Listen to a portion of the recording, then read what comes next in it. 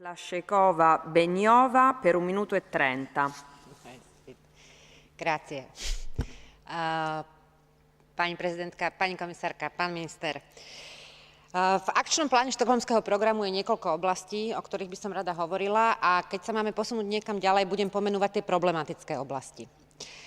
Za problematickú oblasť rozhodne považujem spoločný azylový systém Európskej únie, o ktorom sme minimálne v tejto zostave už niekoľkokrát spolu hovorili, kde síce na jednej strane komisia hovorí o potrebe úspešnej integrácie legálnych migrantov, prisťahovalcov v spoločnom systéme, na druhej strane je však akčný plán veľmi málo ambiciózny v tomto smere.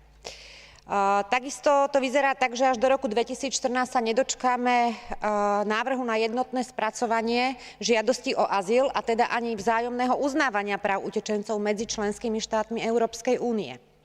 Celkom konkrétne sú za to vaše plány v oblasti obmedzovania prílevu a pohybu imigrantov, alebo teda migrantov, napríklad sezónnych robotníkov.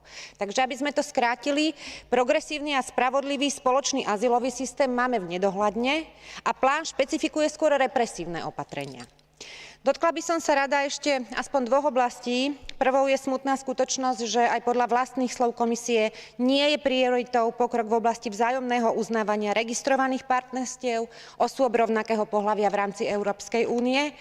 A odsunutie tejto témy na vedľajšiu koľaj nás skutočne mrzí. Poslednou oblasťou, ktorú by som chcela spomenúť, sú práva korporácií. Štokholmský akčný plán často spomína občanov, ich práva, veľmi krátko, pani predsedníčka, už budem končiť, ale plán veľmi jasne zdôrazňuje slobodu biznisu bez dostatočných regulácií, čo je obzvlášť v kontexte aktuálnej finančnej a hospodárskej krízy prinajmenšom prekvapivé. Ďakujem pekne.